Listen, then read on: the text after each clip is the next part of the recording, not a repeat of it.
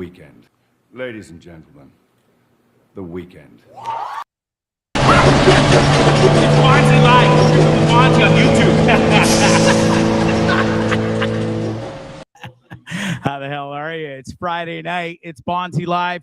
Trippin With Bondzee on YouTube and the Dean Blundell Network. Here we go. We are live at the Hip Bar in San Juan Del Sur. It's Friday night. Things are just getting ramped up around here. Make sure you go to deanblundell.com, not only to watch this show, but for amazing content as well. They got other amazing podcasts, blogs. Go check it out. It's absolutely fantastic. It's episode 197. Make sure you watch the show on YouTube, Trippin With Bondzee on YouTube, that is. Subscribe, like, comment. It all helps, definitely for sure. So please go and follow along on Trippin With Bondzee on YouTube. Like I said, we're live at the Hip Bar in San Juan Del Sur. Not sure if you can tell or not. It's literally plastered right behind me. We are so close to episode 200, man. I'm pretty excited about that. Got some big things planned. Still waiting to hear back. Glorious Sons. Love to have them on the 200th episode. They're in the midst of just getting ready for a tour right now. It'll be perfect time, and keep your fingers crossed. Hopefully that pans out, but I'm really excited for episode 200. But fuck 200. We're at 197 right now, folks. Let's buckle up and go. It's Friday night. Hope you got some pops in you, maybe some vino. I don't care what you put into you. Just be safe about it, all right? Show's brought to you by the Hip San Juan Bar, where we're at right now. Listen, folks, it's awesome here. $5 food specials every day, $1 beer, $1 rum, $1 tequila. It's all at your service. It's right there. Fingertips, boom. Best Caesars in town, hands down. It's an awesome atmosphere here. 3 TVs. We got sports on right now. We got Bondzee live on the TV. We're live through the sound system. Town's just getting pumped up. It's going to be an awesome weekend. Show's also brought to you by Shakespeare's Fine Dining, Hamilton, Ontario, Canada. I simply cannot wait to go to Shakespeare's as soon as I get home. We're having a big old party there. Welcome home, Bondzee party. Tara Graves will be coming. Thanks for tuning in. I know she's coming. If you want in, let me know. Shoot me a message. We're probably, we'll see. Maybe we'll close down the restaurant and we'll have a whole shebang there.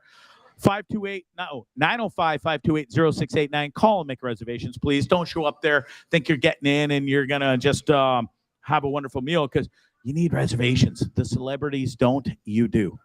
They all go there. You should too. Amazing surf and turf and the whole 9 yards. Show's also brought to you by scrambleclothing.com. It's Scramble with a K. Make sure you check them out, folks. They got amazing wear. Hats, T-shirts, hoodies, whatever you need, they got it. It's men's, it's women's, it's beachwear, it's surfwear, it's golf apparel as well. He took his 2 favorite things, made it into a clothing company. You got to get your mitts on some of that apparel. Scramble Clothing, Scramble with a K.com. Right on. All right, here we are live from the Hip Bar, San Juan Del Sur. Tonight, we got a couple of fucking beauties on this show. Chris Cram is going to join us, folks. Brand new segment every single Friday. It's called Breaking News. Pun intended, because it's breaking with BRAKING. I felt the need to explain this. I'm not going to do it again, because just fucking figure it out. Racing talk, breaking news. That's what it's called. I just choked on my own spit. That's what it's called. Breaking news with Chris Cram. We're going to talk F1. We're going to talk NASCAR. We're going to talk Indy, all your favorite car racing stuff. Huge racing coming up again this weekend. F1, my new favorite thing in the world. Folks, if you haven't taken my advice yet, take it now. F1, Netflix. It's called Drive to Survive. It's the greatest show on the planet, and it's the best show on Netflix. It's better than Ozark. It takes you behind the scenes. It makes you feel like you're driving a goddamn car. It's super amazing. You got to check it out. It got me absolutely hooked on F1. It's the reason behind this series. You think I'm excited about F1 and stuff? You should see Chris Cram and his knowledge. He is an expert, folks. He's built simulators. He races cars. We're going to get all into it in a hot minute. After that, we got my boy. You know him. You love him. He's a beer swilling. Here, we're going to check in on Army Kris, right? Go ahead. He's a beer swilling, foul-mouthed podcaster, ex-veteran. He's on the Dean Blundell Network. He's coming up. He's downstairs babysitting a midget and the other co-host from the locker room. And Grant. Yeah. Locker already had to go home in a cab because he's completely buckled and waffled out of his tree. So they just Ubered his ass home. Stay safe out there, Locker. Hope you make it home all right. Poor Deb. Poor Deb, eh, Glassy? I know. Jesus right? Christ. Apparently, before he left Army Chris's, he had a deuce and left. So, like, he deuced That's and he did bounced it. too. He did. He Bounced. smashed Army Chris's bathroom and then pieced out in the Uber. Maybe Chris is Completely cleaning it right now. ruffled. We don't know. Yeah, we really don't know. Anyways, Army Kris is going to come on with us, and we're going to talk some OCD tonight, folks. Your buddy Bondzee here has got some OCD quirks, weirdos. Wait till you hear the things I've got coming up that are literally in my everyday life. But thankfully, and listen, lest anybody think who suffers highly and badly from OCD, I suffer from it, but I don't like to use the word suffering because it doesn't affect my every single day life.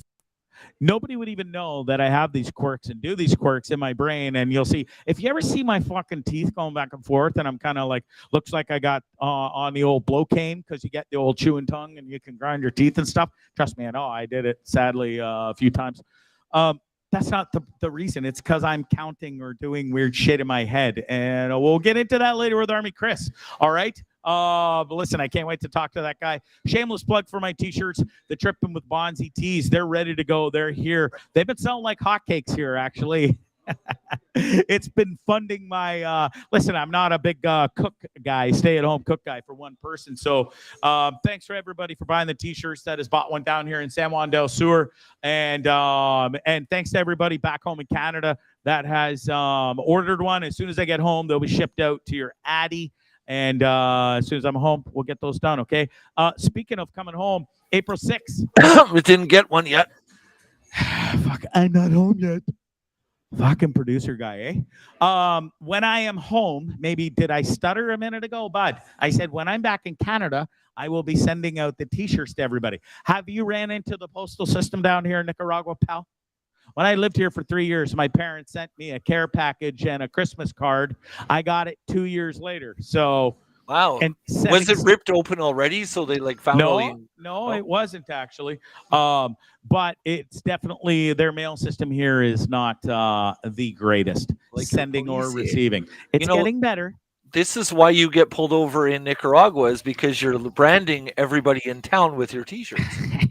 Maybe that's why they just. Oh, you're that white Canadian. You just want a few minutes with the old Bonzarelli. Yeah. I can't blame them. Listen, they pulled me over the other night, like I said on Wednesday's show, kept me there for 12 minutes, gave me the runaround, said I owed them 500 Cordobas, and then just let me go. What's 500 Cordovas down there? What's that worth? About here? $15. $15. Okay. Yeah. You didn't. Yeah. You should have bought them burgers or something like that. I think. Well, apparently that's the move. I gotta go with my boy Ty Wad's move and offer hamburgers, hamburguesas, as they are known in Espanol. Yep. I don't even know if I said that right. It's on Espanol. Yeah, I got it right. I got the thumbs up from some pals around here. Says you're doing a good job, Bondzee. Hey. Yeah. Listen, make sure get your hands on the quality. It's quality material. They're $15. Don't be a cheapskate. And like I said, when I'm back, I'll mail the rest out. And Glassy, you'll get one too. And I won't even charge you. Hey, cool. Are we gonna go to Chris right now, or you gotta go? No. Or I'm not there yet. You're not there yet? I'm running the show. Okay. Fine, you sit quietly in the background, put up the pictures when told or when you know, and we'll get to him. Coming up, also some great guests. Dan Beardsley. We've been trying to get it on his catamaran. Every time we make plans, it gets booked. Not a bad thing, to be honest with you.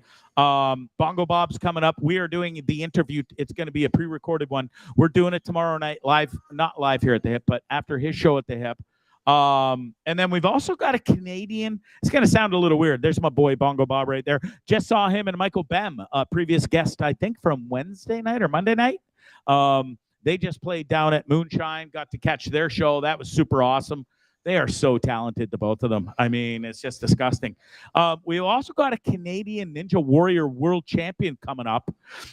I think he's about 18, 19 years old, somewhere in that realm. He's one of my childhood buddies' sons, and this guy's killing it around the world with this Ninja Warrior stuff. I'm not sure if you've seen it on the YouTube or the telly, as they say over in England, where me folks are from. But this kid has got it going on, and we'll show you some amazing videos and stuff coming up. That one's going to be a sit-down interview, and I'm waiting for this one specifically to do at home, because his son lives around the corner from where I'm going to be staying for my 3.5 weeks when I'm in Hamilton.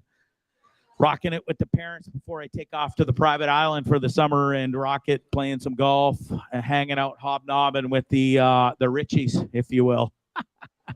Nice word, Bondzee. The Richies. Sure, they're gonna love that if they see this episode back. Sorry, folks, I didn't mean to be rude and call you the Richies, but you know, those people with a plethora of money. That's one for me. Where's my boy Wade in the comments? He's like, he's always keeping tab on how many times I say plethora. Plane ticket. Home. You do say it plethora a long time. I don't say it a lot. I didn't even say it the last couple shows. Just actually, so you know, you did 3 last episode, and I think there was 2 or Stop 5 on. You're not Monday even night. my real dad. Stop I'm yelling not at me, your real bud. dad. No! Stop it already. Cripes. I have a sip of rum because of that guy. Gives me anxiety. Even Army Kris can't believe your bullshit, and he's gonna be sitting here in the middle and in the back. You say plethora a plethora of times, bro. Thank you. Thank Get you. fucking bad. It's not even your turn to come on this show. Cripes, I'm trying to do a solid show here. I got Chris Cram. He's waiting and laughing in the background at the car club. We're going to get to him coming up right shortly, I promise. Just want to tell you about, I'm finally coming home. I booked a ticket again. 3rd time, I think. But this time it's for real. Okay, here's what happened. Yesterday morning, I booked a ticket. It was like 8 a.m. I'm like, okay, I got it. The dates weren't working out. I was coming home March 30th. I booked it. I was like, okay, it is what it is. To fly home April 2nd was $600 more almost. And I'm like, fuck, but for 3 days, $600? I ain't made of money, motherfucker. This shit ain't paying me that good. And the reading pays well, but come on. $600 for 3 days, not worth it. So I booked the flight. Then I got all up depressed and bummed out. And I'm like, I don't want to go home less than a week. What the fuck am I doing? Gotta go home and sit in Sarge's basement. His fucking brother upstairs. Can't stand the motherfucker. Anyways, I made some magic happen. And I found out that I could pay $200 more. Not a big deal. It's a couple scripts, a few scripts, half a book, quarter of a book. $200 flying first class, baby. April 6th, WestJet. Hate to give them kudos when I fucking shaded them pretty heavy last year, but God damn it, they pulled through for $200 more. Old Bonzarelli's flying home first class, as I should, by the way. Kind of a big deal now, sort of, not really. Just like to say that. And don't have to pay for the upgrade or extra luggage. Don't have to pay for that's a new thing on the airline. So you buy your ticket, then you go, you got to pick your seat, and guess what? You got to pay for that motherfucker too. I don't know whenever that started, but I don't like that stupid rule. Anyways, for $200 more, you'd be an idiot not to do it. So I ended up switching my flight, I believe for the 4th time in 2 months since I've been in San Juan Del Sur. Yeah, 4 glasses, give me the 4 sign. Yes, I know. But listen, you would too. It's paradise here. You want to go home and live in Sarge's basement and do a show for a month? Or do you want me to do a show from here, from San Juan, and only do sort of 3 weeks? Come to BC and smoke a lot of weed. Are you going to pay for that, mister? You can fly.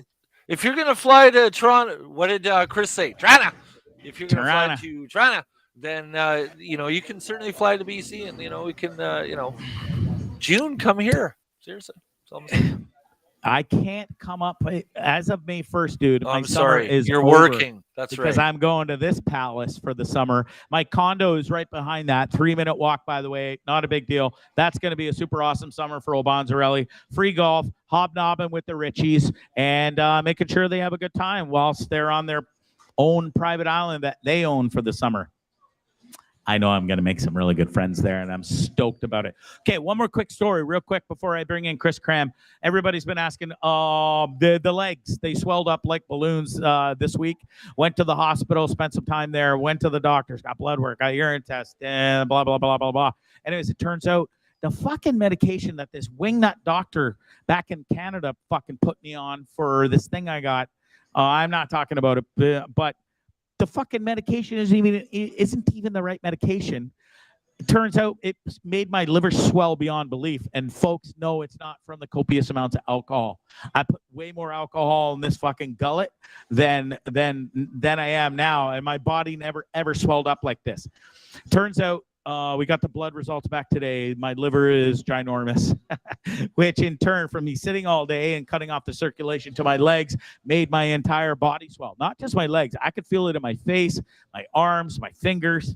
I already have fucking fat sausage fingers, and I didn't need any help swelling up. Well, that's for sure. Anyways, I have really nice legs. I hate to brag, but I played soccer all my life, baseball, football, and I got some calves. I got some nice calves, some nice definition, if you will, some quads. Was a runner. Fuck you. Hey, how many half marathons have you run, Mr. Glassy, Mr. Chris, and Cram? None at all. Yeah, none, exactly. So shut your pie hole. Dean had that lady on from Take It Outside or Let's Take It Outside podcast. No, nothing about hiking up a hill or walking anywhere I could potentially die interests me. Not at all. Well, sorry about your luck. Yeah. But you've already you're a stick figure. You look like fucking Gumby, bud. Dude, you don't have any muscles. You're not amazing. You just look like fucking Gumby. Okay? Good Lord. That's chisel, baby. Woo! Fucking call you the CN Happy Tower. Friday. Guy's Happy like Friday. 6'18". Yeah. Listen, they call that giraffe. I swelled up like an Oompa Loompa. It was embarrassing. I never had cankles before. I love that word, cankles. Don't you, Todd? Anyways, the cankles are gone. I'm proud to say I'm off the medication. We're on some new stuff that Dr. Dennis, big shout out to Dr. Dennis here. He took care of me. It cost me $15 to go see the doctor and get all this shit taken care of. We're off the shitty medicine. We're on the right track, feeling better, looking better, and not a big deal. All right, enough of that. Let's get to my boy. He's been waiting super patiently. He's at the car club. I love this guy. Dude, welcome to the show, everybody. Chris Cram. Thank you, Bondzee. How you doing? Yeah, man. Yeah, I'm doing great. Welcome to Bondzee Live on Trippin With Bondzee on YouTube and the Dean Blundell Network. Listen, I'm excited for our new segment of breaking news with Chris Cram. It's awesome. Can't wait, man. This is going to be great. We're going to dig into some racing. We're going to talk about racing from the pro level. I want to talk about like gentleman racing and racing from the amateur classes. We'll talk about cars, talk about racing. We'll get into all of it. We'll get into everything and all that and everything in between. I'm hearing some rumbles in the background. Walk us through and tell us where you're at and what's going on, because, dude, it looks like you're in a movie scene right now and stuff, but you're not. Let's hear about it. It definitely does. So I'm at the world headquarters of our club here in Toronto, Ontario. Where our club is a social club for petrol heads, really just driven by the common enjoyment of automotive endeavors, automotive sport, everything from collecting old cars to racing cars to getting together for weekend cruises. Our club is really a site really designed for the petrol head and everyone. So. Bondzee, there's a plethora of cars here. Nice. To check out here tonight. My man, plethora. Get in there. We might hit the world record for that word tonight. Keep going. I think we're gonna pop that. Yeah. So in the background here, you can see a couple of the cars we have on show. You've got what are we on this side of me? We've got an 85 Testarossa, Ferrari Testarossa. There's a mid-50s. This 300 SL Gullwing. It's got the doors that open up. It's basically priceless. On the other side here, I hate to cut you off before you go into it, but can we get a couple price tags on those first couple cars, that Testarossa and that Mercedes? Yeah, I mean, that Testarossa is probably 200 plus. I mean, it's not like it's a crazy fast car, but it sure is iconic, right? The 80s and all the, this is the thing with the automotive collecting is, like everything else lately, going through the roof. Values going crazy. It's all like the 90s Japanese cars that are getting crazy money now, and because those are vintage now as time goes on, right? So the prices have gone crazy lately. The vehicles behind me, you're getting this SL over here is, kind of priceless, right? Like everything has a price, but we're looking at, I don't know. I don't even want to say because I'm not the person that does that. But how much do these cars get driven, Chris, if I may ask? So that's the interesting thing. So we have a ton of members here who actually really enjoy to drive their cars. The priceless SL, maybe not so much because it's kind of, in a parade. They do, vintage or historic events. Laguna Seca in Monterey, California. You got the events that go on in England as well. There's a lot of really neat events where they can drive these cars. Here in Toronto, we have the Driven event, or I think it's the Drive event, sorry, up at Canadian Motorsports Park. That's where we get to showcase a lot of vintage cars around here. You get to see them top speed around the corners there at Mosport. And a lot of these cars here behind me have been and participated in that event. This Datsun, there's a 240Z Datsun. Sorry, I'm going the wrong way here. On my right side. And I mean, that's 1970s. The 911 beside it, the gray one there, is an early 80s 911, but it's just been heavily modified, heavily updated. What's the orange one behind you? This one right here. Or Yep. That one's that's a 240Z Datsun. Okay. And then there's a McLaren actually. No let me way. see if I go over here. Yeah, there's a McLaren. Look at that, 570S, I believe. There's a new NSX as well. You got an old Mustang up on the top. You got an old Fiat. You got an old Alfa Romeo up there. You got an old Defender. There's a Land Cruiser Defender back there. Amazing. 911s. There's a Cayman beside me. There's a Corvette being tuned up in the garage right now. We have motorcycle enthusiasts here. It's fantastic. This is for me, the draw was like-minded individuals and really the motorsport side, building a race team, building a racing program, taking people from, just wanting to be able to learn how to drive in a performance setting, and taking those people through a program that they can be taught by real drivers in controlled setting with safe cars. And then obviously, as we step up the game, more performance, faster cars, faster tracks, less, hands-on instruction, a little bit more on your own. And then eventually we get into street sports car racing. And then the Formula racing that we all love so much. And F1 right now, right? With, of course, the famous Netflix series now, bringing tons of fans to F1. Yeah, that's amazing. So listen, Glassy, first of all, it's not Kiki Ray. Can you please take that off the screen? That's Chris Cram, everybody. You're at your car club. Listen, where did this passion and love for racing come from and start? There's no Kiki. Sorry, there's no Kiki in there. I just updated the graphic. It's all there. It came up on my screen and said it was Kiki Ray from Quantum Creatrix. No. Get your shit together, bud. That was it last popped up episode. on the screen. Chris, did you see it just now? I did not. Well, it came up on my screen like that. What do you Anyways. see if I put this up right now? Bondzee Live featuring Chris Cram.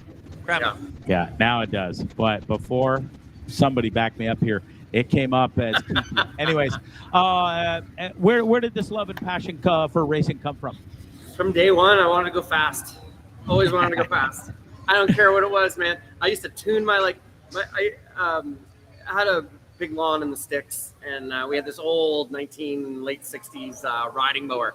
And this is like a brick. It was in the lawn. It was like mounted into the lawn, like the moss had all grown over it. And I said to my dad one year, I was probably 10 years old. I was like, "Is that a riding mower?" He's like, "Yeah, it's from the, super old, whatever. It's garbage." I'm like, "Can I try and make it work?" And he's like, "Okay." And I guess he saw that as an opportunity. And my uncles are gearheads as well, so they sort of saw that opportunity to get in there with me.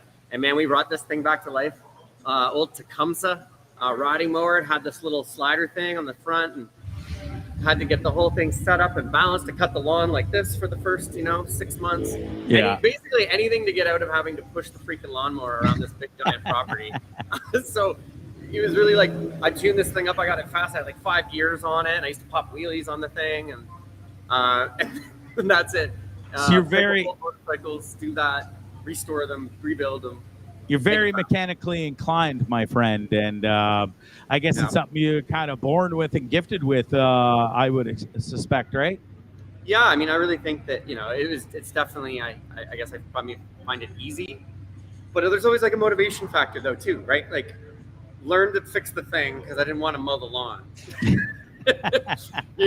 Want to go fast and want that adrenaline tickle, right? So figure out how to fix the motorbike, right? Well, and that's just it. And then so you fall in love with that and making things go fast, but not only your passion for building things and making them go fast, but your knowledge of F1, Indy, NASCAR, you're into it all. And it goes even beyond that. You're into the, what's that crazy Le Mans series where they race for like 24 hours at a time, and you're into all these other mini series and stuff. It's absolutely amazing, your passion and knowledge for this stuff.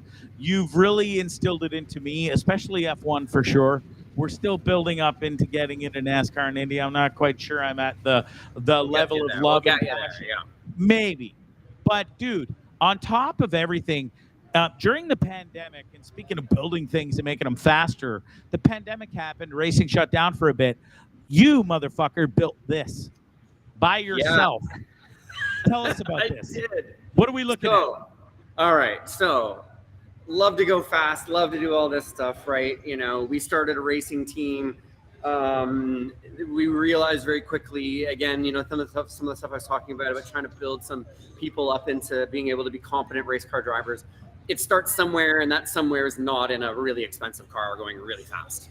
Yeah. Right? So that's got to start somewhere else. And we got to get the brain, you know, we got to get the basics done in the brain first before you ever put your butt in one of these race cars, right? So I've been casually, like a racing simulator, racing online, you know, had an Xbox wheel years ago and loved all that. And as this sort of interest for like racing and this, you know, working together, trying to build some systems for people to learn, you know, I really started digging into simulators and really being able to build a platform that allowed you to train all the skills required to drive a race car.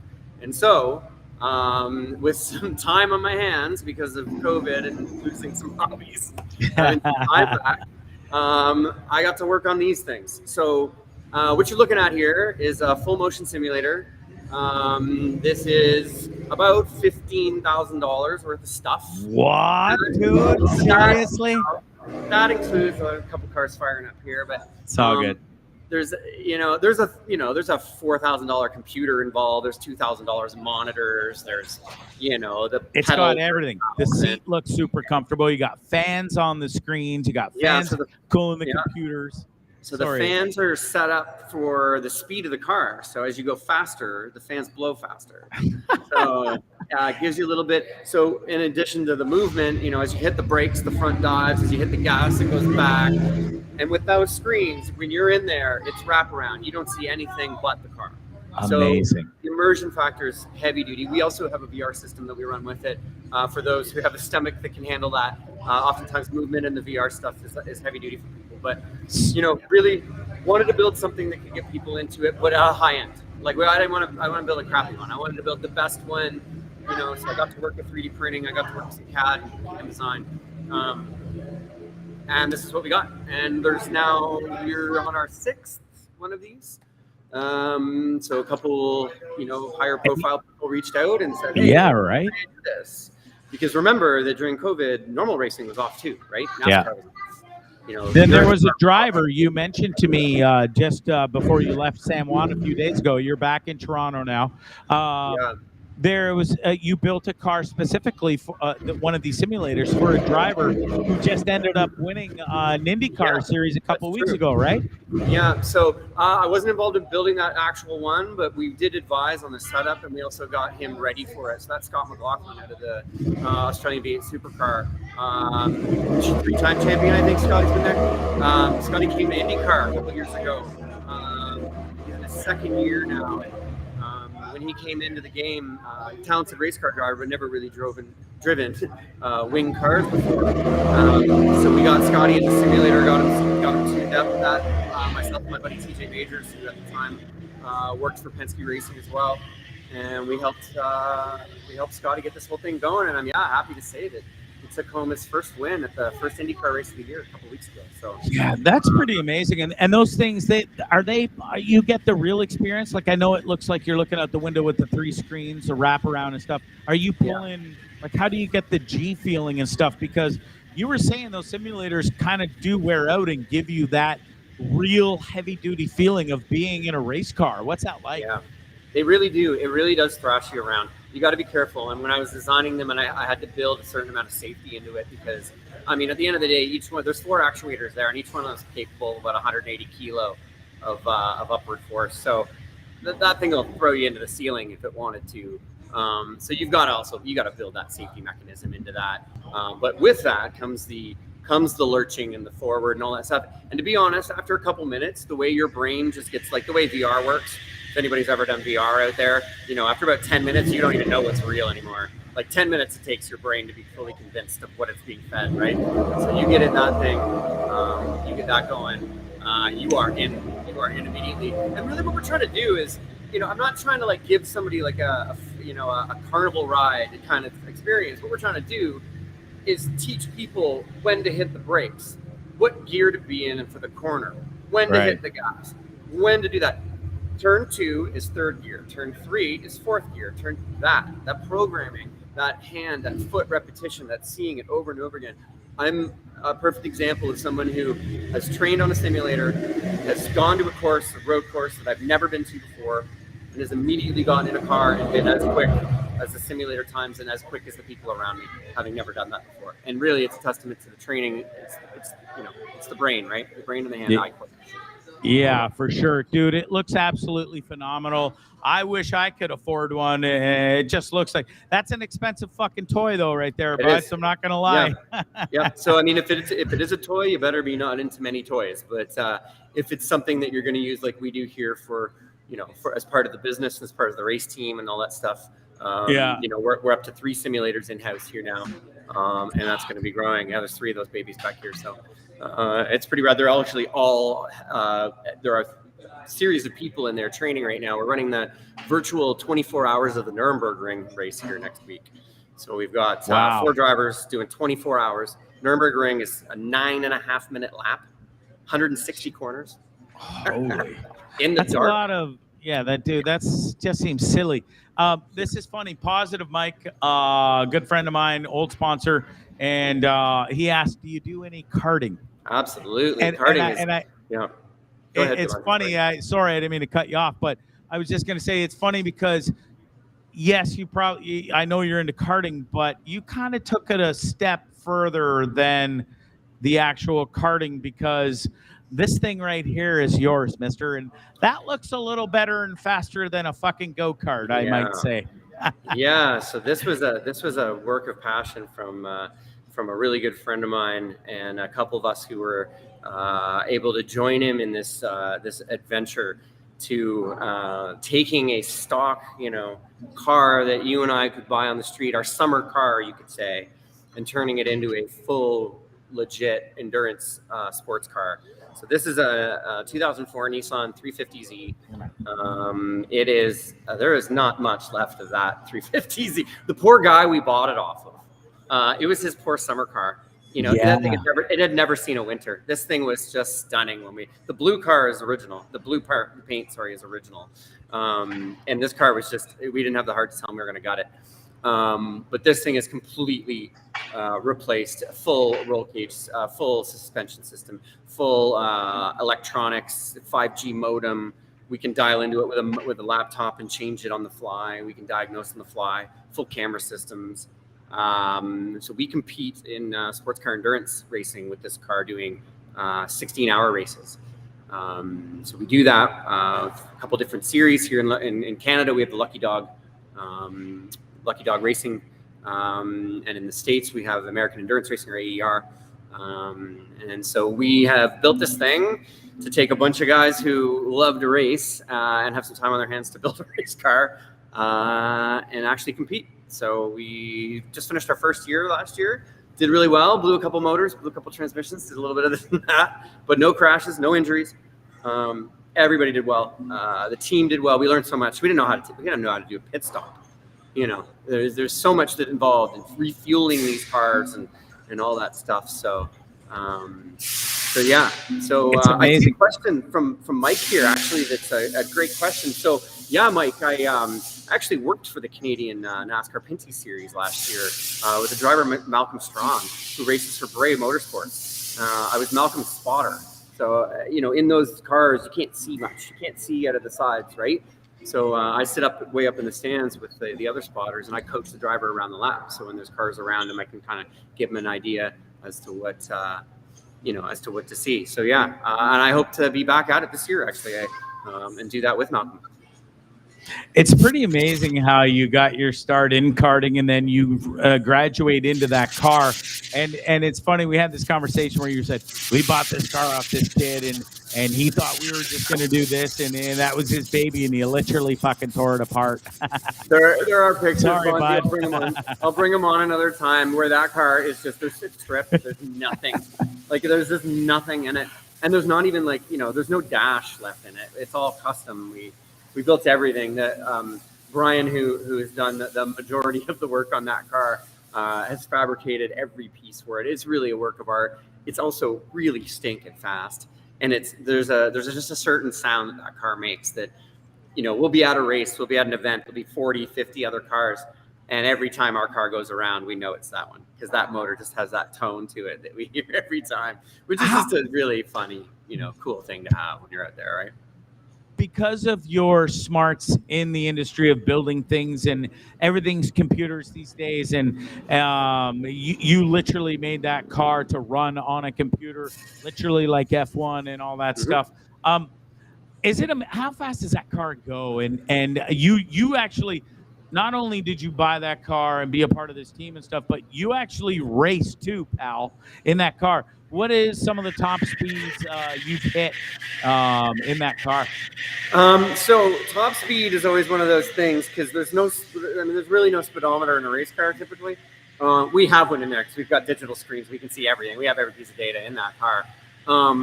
That car's doing about just over 200 kilometers an hour into the most high-speed parts of tracks in Ontario. Now that sounds a lot for a street car, but like we're talking Formula One cars are doing 350, 320, right? Like the speed thing is different, but I will tell you from being in one of those sports cars, into that car you saw there, the blue car a little while ago, that when you hit 170, 180, 190, when that speedometer gets up there, it's a different world.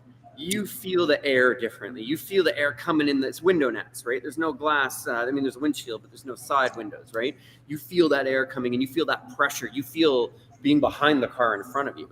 And this is with, basically a car you can buy off the, showroom floor. So to be into a Formula car where you have all these wings and all this stuff, like, that's got to be one hell of a rush driving a car that fast in tight, heavy corners with cars. And you do endurance racing. It's like you said, these F1 cars are going 350 plus, but they're only doing 50, 60 laps in a short period of time. You guys are racing 24 hours. I got to ask this question. When you are in a partnership like this and there's a bunch of drivers because you are driving for extended periods of time, what happens if you're the asshole that crashes that car? Are you blacklisted? Or are you booted off the team and go, motherfucker, you better write a check before your ass leaves that door too? So like everything in life, Bondzee, it depends, right? So what are we gonna do? Well, who knows? What were you, an idiot? Were you door banging the guy down the backstretch because he freaking cut you off and you couldn't let it go in your head? And we've got full cameras on the car. We got full data acquisition. I know exactly what he was doing with his feet. I know what gears he's in. I can see him in the car because I have cameras. Not saying that the red haze, doesn't, or the red mist or whatever they call it, doesn't really get to you. It gets to you after time. But endurance racing is about pace, and it's about working inside your ability, not going outside that, letting things go. It's about getting home, right? You got to get that car home before you can ever win a race, and that's the thing. And sometimes you're in the rain, and sometimes it's at night, and sometimes there's a lot of challenges. Sometimes you're not the fastest car out there. Sometimes you're nursing an issue. We had a race a couple years ago where for about 6 hours, we nursed a blown rear differential in the car.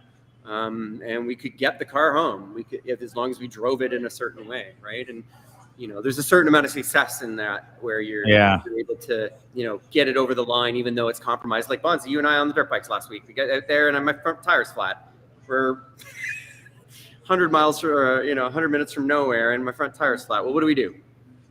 Do you, and part of my ignorance of this and stuff, and I haven't followed, we only just met, in the past couple months, but when you're out there racing in these 24-hour period, and you might have different weather conditions, rain, sun, I don't know if you're getting where in Canada, you might get some fucking hail all of a sudden and stuff.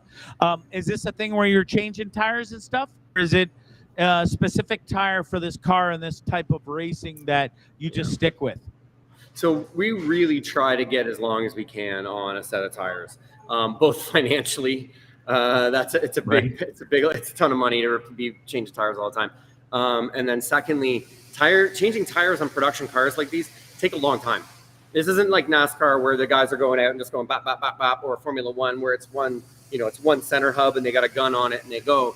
We got to sort of do it the old fashioned way. So to do that takes a lot of time in the pits, and any time lost in the pits is time lost on track, right? So we typically try and find a pace.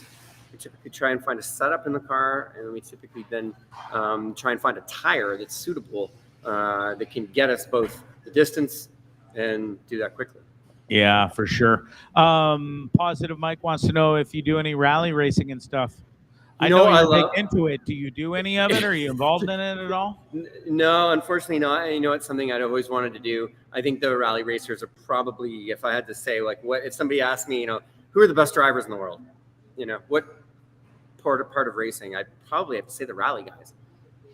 Sideways 200, like sideways 200 in the bush on the sideways in a bush, and there's cliffs and trees and the roads are this big and wide, and it's like, yeah, those guys are. So I mean, that's a two-team thing, right? There's the driver, but that motherfucker sitting in the passenger seat going left hard, like that's a thing, right? You have to have mad skill for that. Yeah, definitely. I mean, absolutely. Yeah, you got. If that guy tells you the wrong thing, you're done, right? you're not going the right way. You're going off that cliff, right? So, there's some race cars in here right now. live on Bondzee, Trippin With Bondzee. We got badass cars just starting up. That sounds sexy. That one sounds like it needs some fucking work, though. It sounds like it's a grumpy old bear that just woke up out of the den in the spring. Yeah, I don't know. I can't see. Oh, you know what? Oh, it's a bike. That's why it's a motorcycle. I was like, wow, that sounds weird. I really appreciate all this. The simulator, your own racing stuff has been amazing. I love seeing you live at your car club. Let's get into the reason you're here. It's a brand new series. We're going to do this every Friday, folks. Lest you think I just choked. I don't know what it is tonight. That's twice. It never happens to me. Let's talk about, we're going to do this brand new series. It's called Breaking News. We're going to talk F1, NASCAR, and Indy. It's not going to be this long every Friday, folks. I know we got gearheads out there that love this, but we also got to cater to everybody else. So we're going to make it quick little segments, but I wanted to introduce you to everybody, show that I'm not lying when I say I have an expert of car racing on. You fucking build the things. You race, you're into it all, and your knowledge. Yeah. You have friends in NASCAR. You got spotter friends. We're going to have some of them on the shows, on upcoming shows as well. I'm stoked for that. You got NASCAR spotters. That's an amazing, huge thing out there in the world. But let's start with F1 first, dude, because this is where it's at. Is F1 the tits in the racing world? Is it better than NASCAR? Who holds the trophy? I mean, that's such a hard thing, right? I mean, you ask somebody in the U.S., maybe in the South, the Americans love that NASCAR, though, don't they? Their core audience, they're going to be all out for that. They don't but I like to think that any racer loves racing, and they don't really care what it is, as long as it's racing and two humans are competing, and in this amazing piece of engineering machinery.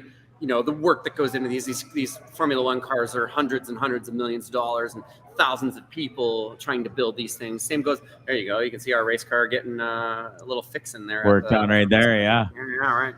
Timing.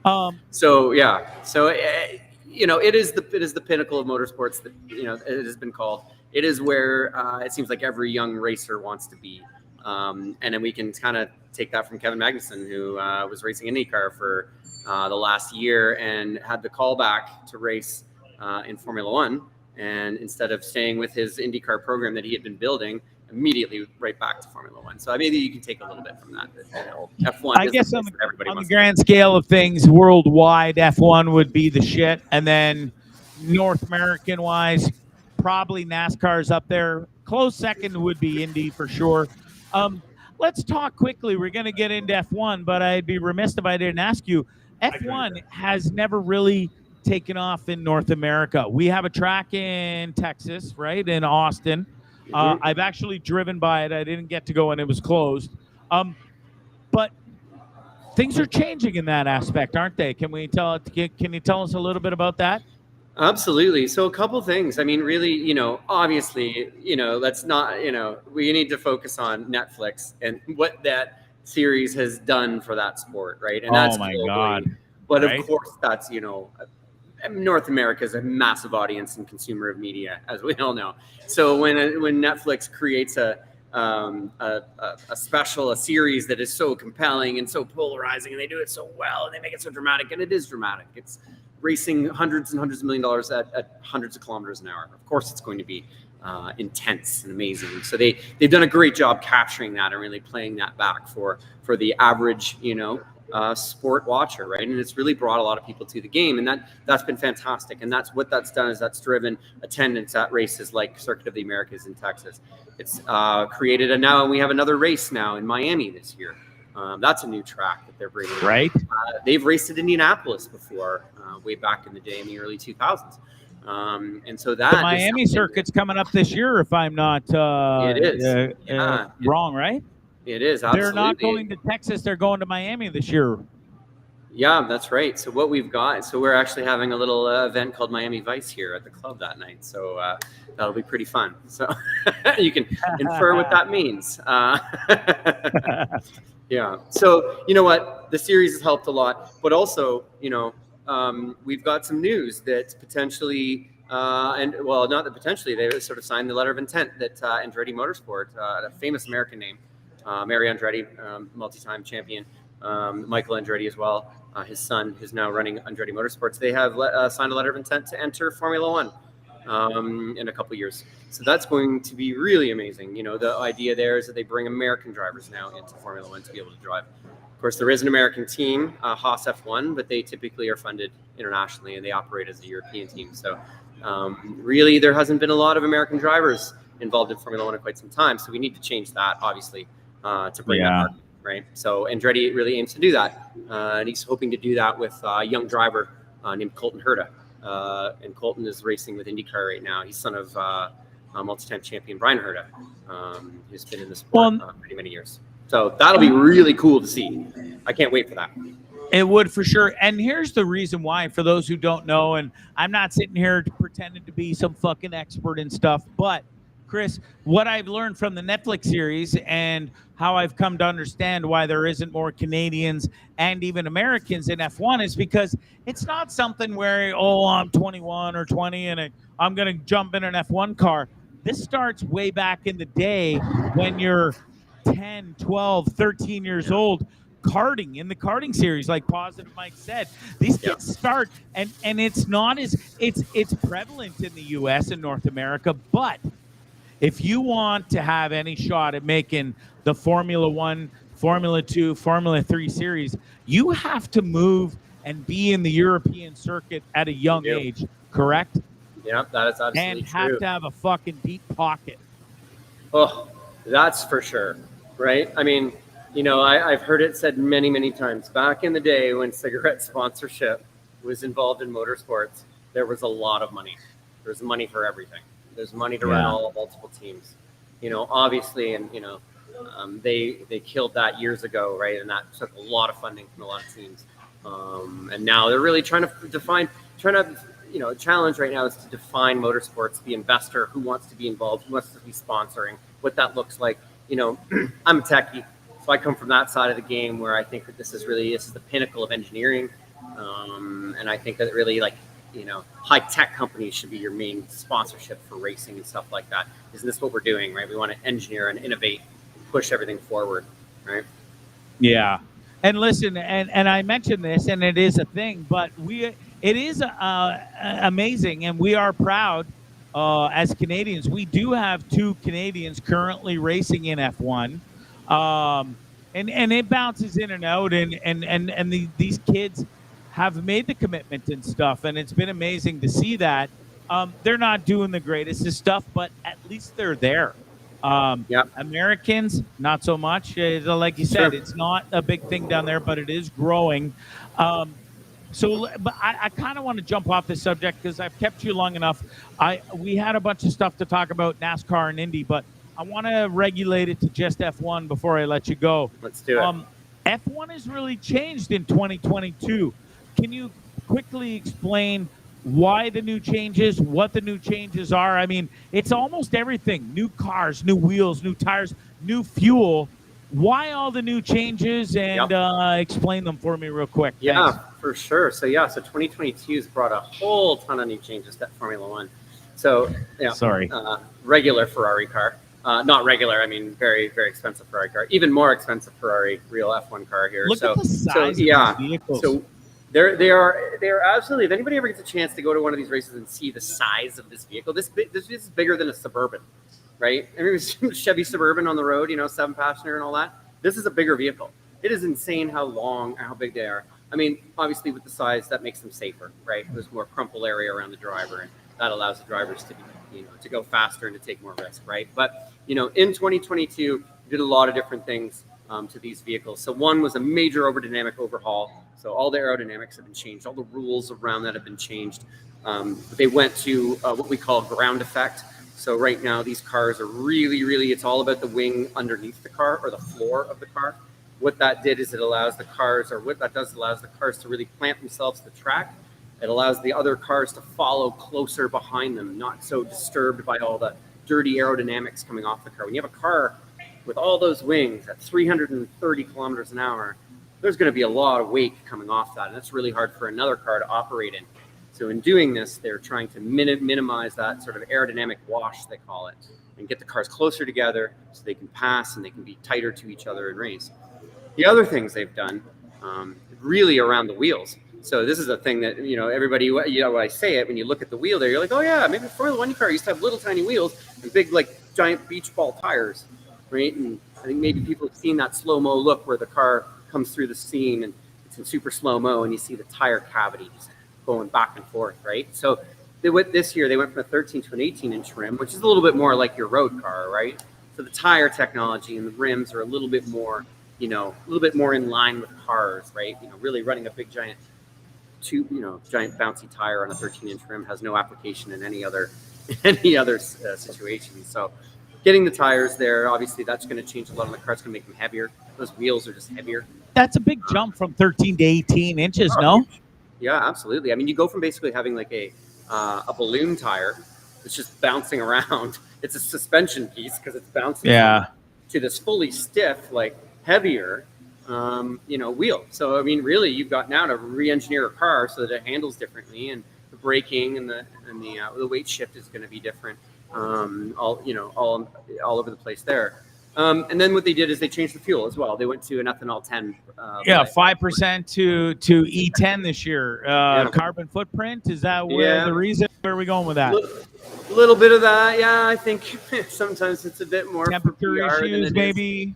Yeah, so that's the thing. So when you change fuel like that, you start to create a whole bunch of issues, other knock-on effects that kind of come with changing fuel. So we saw our boys there, Red Bull, the champions from last year, and with their first race this year, not doing so hot. And when the guys sort of peeled that fuel tank open, they found that the pump down at the bottom looked like it was a bit overworked. So, maybe that's something that they changed let's the fuel. talk about that, Chris. Is that what happened? I mean, we just had the first race of the season, the Bahrain. Is that how you say it? Bahrain? Yep. Bahrain Grand Prix. It was the first race. Everything was going swimmingly for the entire race. It was kind of as expected. Ferrari's looking really good. Mercedes is still trying to dial in their new car, but you had Red Bull that was right up there. It was Ferrari, Red Bull on the pole positions and stuff, and until the very end of the race, it was pretty much status quo with Ferrari, Red Bull, and then Lewis in fifth place. And then all of a sudden at the end with between 5 and 3 laps to go, both Red Bull cars done. How does that happen, bro? Please explain. Because I'm a noob. Yeah. How does it happen? I mean, it's a testament to how much these cars are prototypes, right? Like nothing in the world exists like this. Every part in that car is built only for that car. There's no other application, right? Can I cut you off for 1 second? Because I have to ask this. When Verstappen wins the world championship last year for the first time, finally knocks off Lewis Hamilton, Red Bull wins the constructors, they finally beat fucking Mercedes, and then many months later, and you've got a brand new car, brand new everything. How come it's off the charts? Mercedes kind of isn't dialed in like they were. Red Bull looked like they were dialed in, but they're not. And then all of a sudden, Ferrari comes out of nowhere, and they got the fucking tits car of the 2022. How does it go from you're the best to a few months later you can't even finish the fucking 57 lap race? Not one car, but both. How does this happen, Chris? I mean, I think this is why we love sports so much, right? The chance of this, any given Sunday, right? You know, any one of these things can happen. But I mean, really, it is a testament to, you know, how unique these parts are, how difficult it is to do something like this. And when you see both cars like this drop out within about 5 minutes of each other, that really starts pointing how to rude, a common element. By the way. You know? Yeah. I mean, I don't, you know, I gotta. And I the amount of understand energy. only one race. Yeah. But in the grand scheme of things, but look at the last year. It came down to how many points for the win? Like we were like half points. So yeah, it's only one race, but one race is a lot of points, right? The fact that Red Bull gets 0.0 points in the very first race. Does this put them behind the 8 ball right away, or is it it's a long season? It really means nothing. Like Positive Mike said, it's only one race. Are they going to be able to bounce right back, or how do you see this panning out? Well, I mean, it really puts my F1 fantasy pool in jeopardy. I will tell you that. Well, that aside, mister. Man, live by the sword, die by it, right? So, yes, it does put them behind the 8 ball. This week, they would have had to put work into solving that problem that they would have otherwise be upgrading that car with.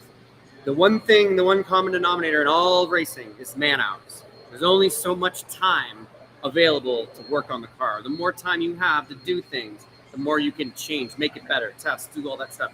When you're now having to fix a problem, now you're running out of time for other things that you want to do. So yes, it puts them behind the 8 ball because they got no points.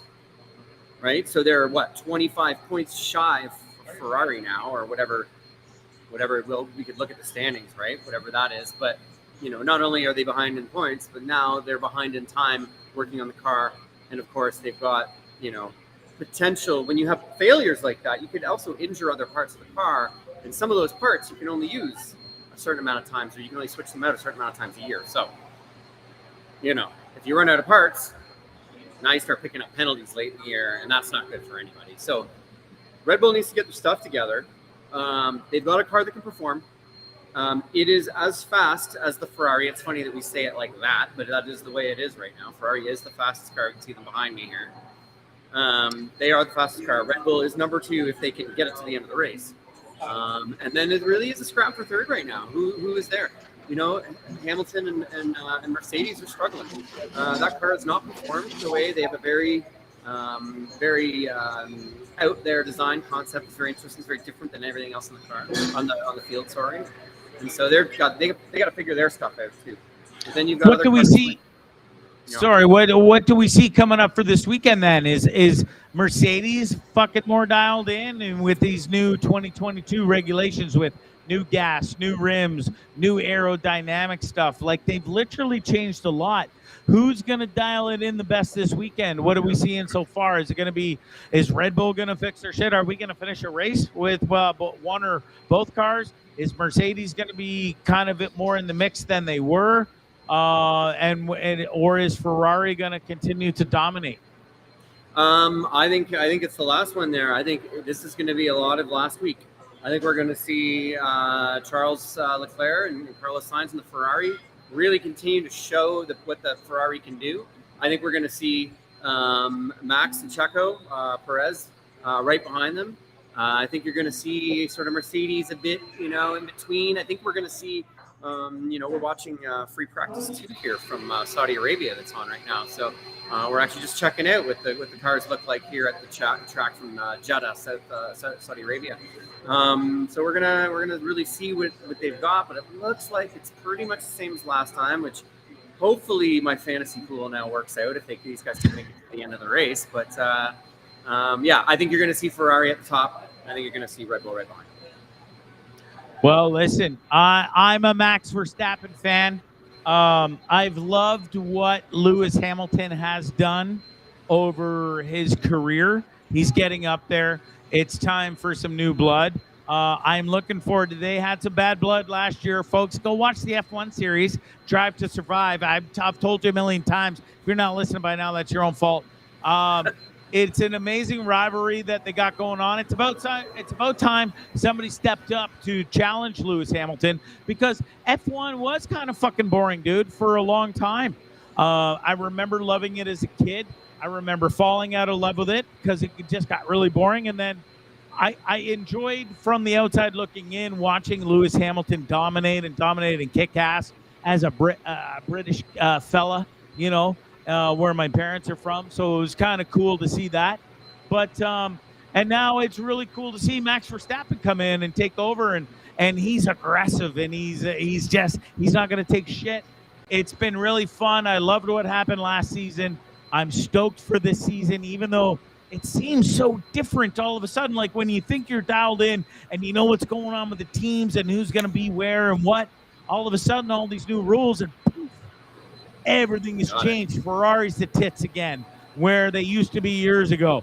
Mercedes, not so much. It doesn't look like Mercedes has the car where Lewis is going to dominate every single race now. Red Bull, somewhere in the middle, and then we'll see what, I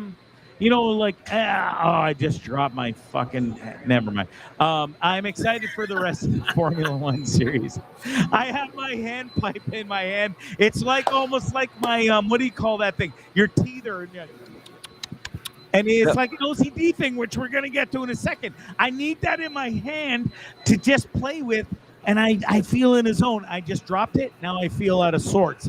So hold the fuck on. I'm going to go pick it up. Okay, so I can Chris. get back on track. Chris, we were talking before the podcast started in the green room. What's your take on Formula One E coming? I think it's coming to Vancouver in June. Yeah. What's your take on that in a short little condensed version? What do you think? Formula E has been an amazing undertaking. Hey, stop by yelling several at me. teams over the last couple of years. The nice thing about Formula E is it's brought racing to city centers. Formula E really sort of tries to feature their races in a very metropolitan center, right? Racing in downtown Much Berlin. like the street. Yeah, exactly. So they really want to bring the race to the people as opposed to like going out to the countryside where they've got room to make a giant track, right? So, and of course, Formula E has lots of mandates and trying to, create racing that is, eco-friendly, and really trying to bring in a lot of interesting, gimmicks and fun arcadey bits. Like there's a fan vote where you can vote for a driver and it'll boost their engine because it's a. Are you a fan as a motorsports person yourself? Are you a fan of it, or what's your? Where are you at? I'm a fan of racing, and some of the drivers that are competing in the Formula E series are ridiculous levels of drivers, ex-F1 drivers, top of the game. What I don't love about those tracks, or about that racing, is the tracks themselves. I don't love the start-stop nature, the tight courses. I love a street course, but even Monaco, Formula One's, pinnacle race of Monaco. 100%. It's more of a parade than it is a race. There's no room. You saw the pictures. It's the toughest race class in the world, right? If you don't do good in qualifying and get a good pole spot, you're fucked in Monaco, right? 100%. And again, these cars are the size of a Suburban. How are you going to get two Suburbans going at each other in the streets of Monaco, right? Right. Look at this. When you look at the cockpit, you can kind of start to see where the driver's legs only go up to that front. He's a widow guy in the big car. Yeah, exactly. Seriously. It's just a little person in a giant vehicle. And so when you get those guys, and you can't see anything sitting in that thing, right? You can't see outside of the car. So, that's right. Trying to get all that into an urban center in a really tight race, I get what they're doing, and I love it. Because more racing is better, always. You know, I just don't love the tracks. I just can't get into that. Yeah, no, valid point. It's coming to Vancouver June or July, I think, of this year. Yeah, that's Formula right. E. Yep. And I mean, the cars are cool. Here's one of the cars that's in the Yeah. Formula E circuit. Hey, look at how crazy that thing is, right? Yeah, Like it's just one big giant piece of aerodynamics. That's right. And of course, like the technology involved here, the batteries, right? You know, this is all stuff that will get to production, hybrid and battery powered cars, right? Yeah. This is all valid engineering that these guys are doing here to build these batteries to be able to, you know, can you imagine, you know, you turn this thing down, you know, and let it, you know, put it in your Prius, how long that battery would probably last, you know? So those types of, you know, that type of engineering, this is why that sport is it's a great sport. It needs to be. Yeah, no, absolutely, and I fully agree with you, Chris. I just wanted your take on that. Before you go, you were showing your simulator. I'll get into this. I know Chris is here. This is my buddy Pete's setup. Very nice. Yeah, and I just wanted to quickly show you before I left. Yeah. So I know every piece of what is happening and what is going on there right now. Yeah, I know, right? That's a nice piece of kit right there. I love those pedals. The same pedals. I love his belt tensioner in the back there. That's really cool. Look at his steering. This is his What's the steering wheel friend's collection. discount on that? Like $3,000. I get it for $3,000, right? Not 15. Yeah, maybe 7. He's like, you know? yeah, fuck you, Bondzee. We're not that close. Yeah. The motion system's about $5,000 alone, so you know, absolutely. walk it back from that kind of thing, right? So. Listen, Chris, it was amazing. I love you, man. Thanks so you, much, guys. Chris, for We'll see you taking next the time. week. I know this Really was a lot appreciate more it. racing talk than we've kind of planned, but it was fascinating, and people stuck with this. The background that you've got going on at your car club kind of really sold it. Your knowledge just sells it. Not only do you know everything about F1, Indy, NASCAR, which we didn't even get to touch base on tonight, but dude, you race cars. You just drip, bleed, and love racing, and the people are into it tonight. The comments have been amazing, and I had no idea that people were into racing as much as they are that listen to the show. So I am really, really looking forward to every single Friday. It's breaking news with Chris Cram. Your fucking knowledge is awesome, dude. Thanks so much for joining us, showcasing the car club. This was a lot of fun, bro. This is awesome. Appreciate you guys having me on. Looking forward to doing it next time. Dude, enjoy the F1 racing this weekend. I'm going to miss watching it here at the Hip Bar on the 3 different TVs, sitting beside the expert and getting all the expert kind of advice and knowledge that when I watch a race as sort of a noob, and I'm an F1 expert because of Netflix. You're an F1 expert because you really fucking love it and have delved into it for years. But listen, it's a new passion of mine. I'm excited to bring this to people every Friday. God, I love you. I'm going to miss you for the race this Sunday, but I'll be back in Ontario, and I'm looking forward to coming to that club and hearing some of those cars fired up live in person. Absolutely. Let's go for a little tour. Should be good. This was a treat, bud. Thanks so much, man. Take care, man. We'll see you soon. You take care. Chris Cram, everybody. Go follow him on social media. It's at Cramman on Instagram. He was awesome. He was awesome. He was. Right. Chris, big fan, man. Speaking of awesome, we got a super awesome dude here. This guy loves beer more than anything anybody I've ever met in my life. He's probably going to open with 25-year war veteran, served in Afghanistan with some of the best, including we have a mutual best friend in Pat Molden. Jimmy!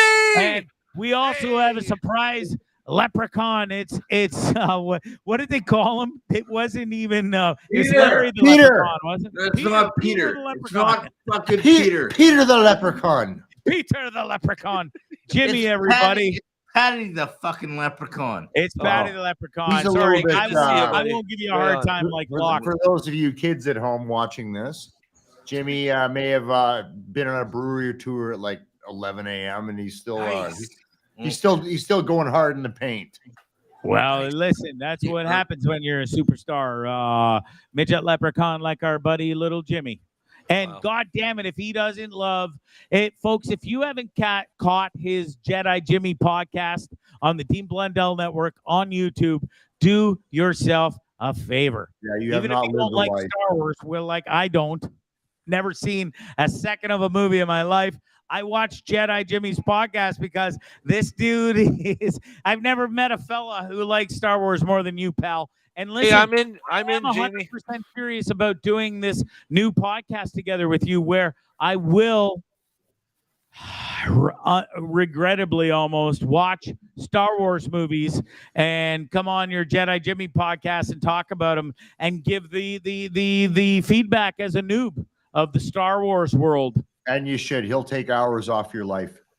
Look at that. Jimmy podcast, everybody go check it out on it's everywhere out there. Spotify, DeanBlundell.com, YouTube. Go check it out. Anyways, Army Kris, thanks for joining me. It's Bondzee Live, Trippin with Bondzee. We're at the Hit Bar in San Juan Del Sur. Listen, let's talk some OCD for a minute, bro, because it's not the biggest problem in the entire world. There's certainly bigger issues, but it's a problem out there for some people, and it's a problem that most people have some OCD, but it doesn't affect their everyday life. Am I correct in that? You are correct, and I happen to have with me a lovely young lady named Michaela Wilson, who actually is diagnosed with OCD. Not the kind that you and I talk about, but we will talk about that. I'm going to slide over, make some room. Hey, welcome to the show. It's Bondzee Live. The great and powerful Grant Johnson's bride-to-be. Everybody give it up for Michaela. Hello. Welcome, Michaela. I am so sorry that you're Grant's other half, but congratulations. And he's sitting over there drinking. Be sorry. Grant, big fan, by the way, buddy. Sorry about that. So, in all seriousness, there's the daily OCD we talk about. Where I have OCD, and I'm very much that guy. For sure. But that's more of a military thing where I'm fucking very much regimented. Yeah, and we're going to get into that. There's it's a mental illness that is detrimental to your livelihood. And Michaela has been diagnosed with that. So which direction you want to go with this? Well, I'll start with this. Michaela, could you, welcome to the show, but could you please tell us what exactly you have OCD, you're diagnosed with it. What is this? What is your, I don't even know the right terminology. What is your quirk, if for lack of a better term, and how bad does it affect your everyday life? So I was diagnosed with CPTSD, so child post-traumatic stress. And I developed OCD from that. And I remember from a young age, and this might sound weird to some, and it actually might resonate to some. I used to look at a cup of pens as a child, and because I was so secluded and so isolated from my family, I used to want the pens to be in pairs. I felt so much that my isolation should be represented in inanimate objects.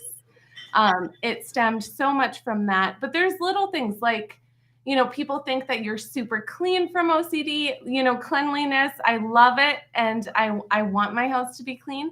But also when the mess gets away from me, the first thing you can tell if my mental health is off is when my house is getting away from me. I feel absolutely just stunned and like I can't even move when the mess feels too overwhelming. It's sad. And is there reasons or certain things that happen when you wake up in the morning, Michaela? Do you just go like, fuck it, I can't deal with today, and then the house slips away and that triggers the OCD worse? Or how does that work? Yeah, absolutely. Like I really strive for my routine, and if my routine is off, it can trigger it. It really depends. I have 2 kids, 2 and 4. And so of course you have to be easygoing with that. And actually in nature, I'm super easygoing, but if my OCD is triggered, then I can start to get some extreme anxiety or panic attacks because of that. And so how does this affect your everyday life? And you do have 2 kids, 2 and 4, that depend on their mom, and you want to be there for them and stuff. is it something that you just soldier through and get through and figure it out, or does it actually manipulate your life in a way where you need help? You know, I do on occasion seek help from my therapist at this point, but I got some really good treatment for my CPTSD from a really great doctor in Edmonton, Alberta. And he performed EMDR on me, which really helped. And now at this time, like, I have an amazing partner. So when I'm having those days, I can talk to Grant. Way to go, That Grant. guy right there. And he supports me The a great and lot. powerful Grant Johnson. Yeah, and My only source of news on the fucking planet. I promise you that. best source of news. And that's actually And he's shit-faced right now. that's another thing is the news. Like, if you have OCD right now and you're hearing all of that news, like, it's a really good thing to have a support person like let you know, like, here's what the reality is, and you don't need to like dwindle off and get your mind racing. You know, he's good with the fake news stuff. So if I may ask, and if I'm being too personal, you can tell me to shut the fuck up and mind my own business. But is this something that when you got diagnosed, is there a medication for this, or is that something you're on, or how when you got diagnosed with it, what are the doctors and stuff doing to help you, Michaela, with your diagnosis of OCD? Actually, I've never been on any kind of medication for OCD or PTSD. I've actually only ever been on medication for depression and anxiety. I was on Ativan for a very short time. It was just emergency style Ativan, and I don't really take that anymore. And it's mostly just breathing techniques. And actually, I have a breathing technique that my doctor showed me that I used for my birth with my son. I gave birth in a car to my son. In a car? Yeah. Jesus Christ. And Most people have them in a hospital or at home in the tub or something. No. I had him in the Jeep. And listen, I'm going to jump in and with a follow-on interjectory question because I'm good at those. At Michaela Yoga, do you think that yoga has helped you? Because that breathing's part of that, all that stuff, right? Yeah. Like, do you feel like yoga has helped you balance your life and everything? Absolutely. Not that I want to start levitating and singing Kumbaya, right? It's not my thing. Because I'm going to explain my fake version of OCD in a second. But I wanted her to come on and tell her story about what real fucking OCD is, not the shit that you and I think we have day to day. Yeah. And what gets you through the day. Because Bondzee asked you a good question. Are you on meds? No. But you have other things in your life. And I know she runs a yoga studio, by the way. So like that's amazing. Yeah. Well, listen, I'm really glad that you, Chris, did this. This was a surprise to me, folks. All the questions I asked coming over, you totally fucking didn't tell me he was bringing on a legit, like, and I don't mean to make a joke of this. I'm so sick of seeing Lachlan's ass up in the air and fucking Instagram. That's not Lachlan, is it? Yeah. You know, all jokes aside, His I ass have was up OCD. in the air when he fucking got in the Uber today. Chris has OCD. I lived with the motherfucker for 12 days whilst I was in Edmonton after spending time at Lachlan's house, babysitting his house. But and now it's amazing to speak to somebody who actually has been diagnosed and stuff. And you know, we kind of joke about it. We've joked about it on Dean's show. It was a quick little blurb we did about some OCD stuff in our quirks one day. But listen, I'm so glad you took the time to join us, come on here, really educate people about somebody, because as much as we do joke, and I mean, there's people out there like, what's his name? The fucking guy from America's Got Talent, comedian, who can't touch anybody. He's always the fist bumping guy. You know, he's got OCD out the ass. Howie Mandel. That fucking clown. I can't stand him. That's why I couldn't remember his name. Howie Mandel says he has OCD. He's got OCD really bad, and he's got I think he can't like fucking legit OCD, or yeah, he's a clean freak. He's a full germaphobe, but it is an OCD thing. And listen, OCD is one of those things It's what the thing is like most hoarders have OCD. I'm not a hoarder. There's lots of like different types you can tell. Like for me, it was mostly when I was a child. So after I got the EMDR treatment, it really does not come out that often. What is this treatment you speak of? I saw it pop up in the comments. Can you briefly explain that? What is the EMDR? EMDR is eye movement desensitization and reprocessing, and it was developed during the Korean War for soldiers with PTSD. She's the Cliff Clavin of fucking this show, man. Right? Holy shit! Keep going. Yeah.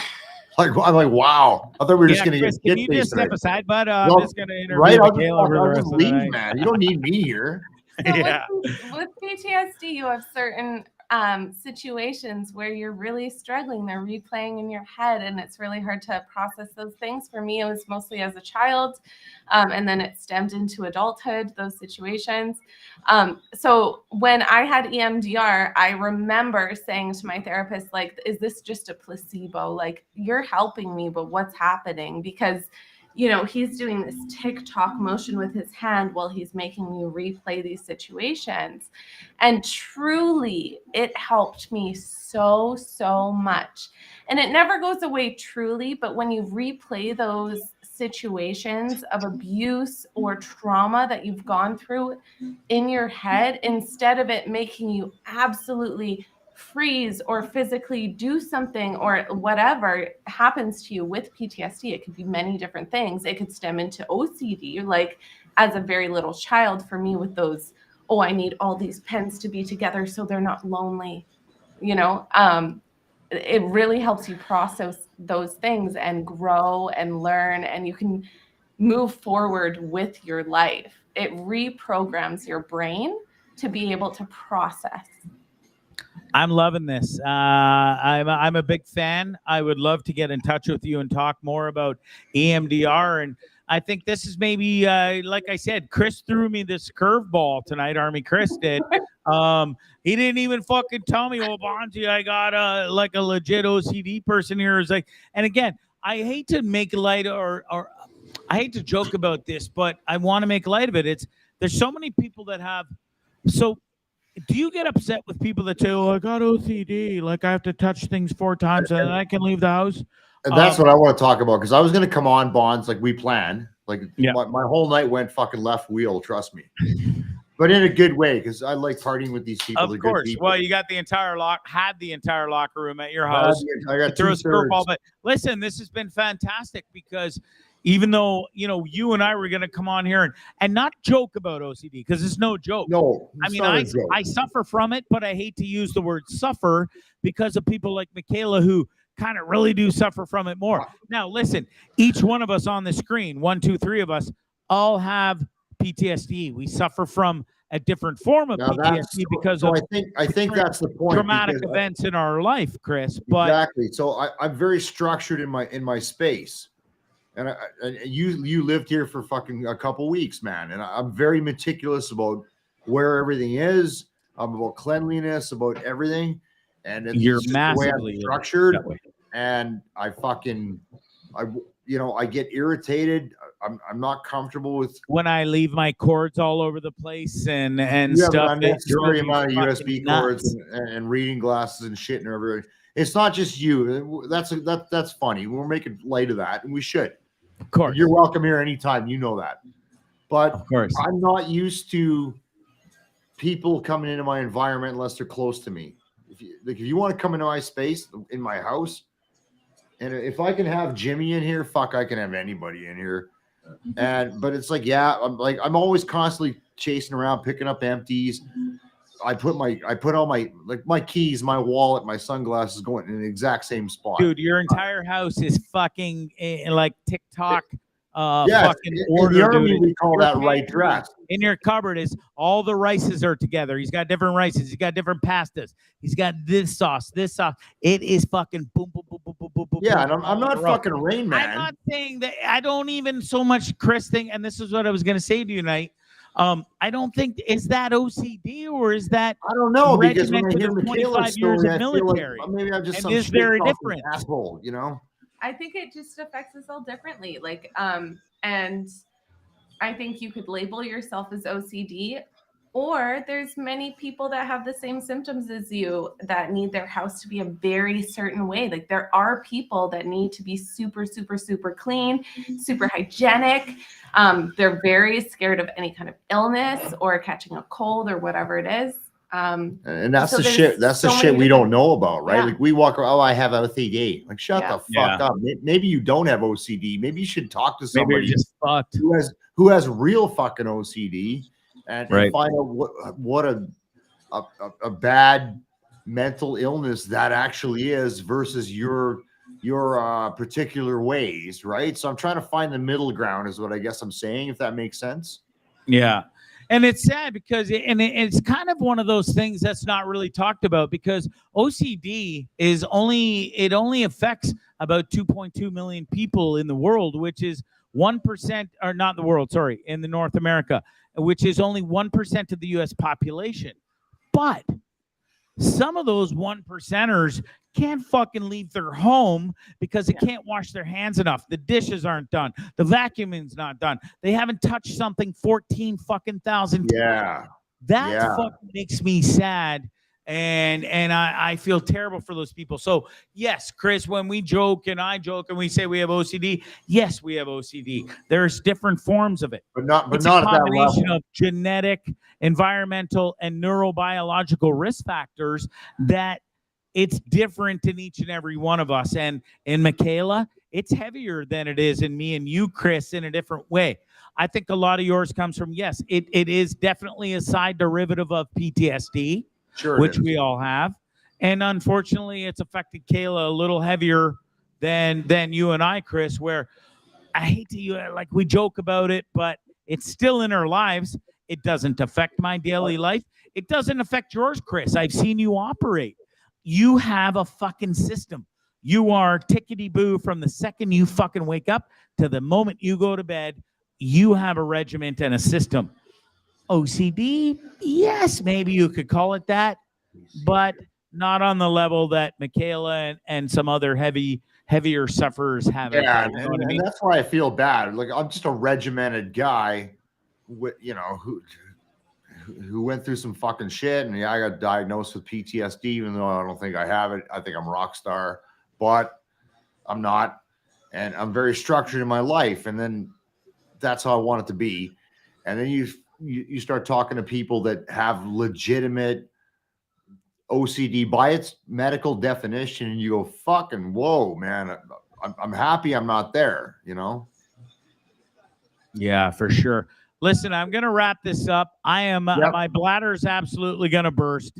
Oh, we It's got been some fantastic Grant's passed talking to out in you the guys chair over about there. OCD We're and wrapping stuff. this bitch up.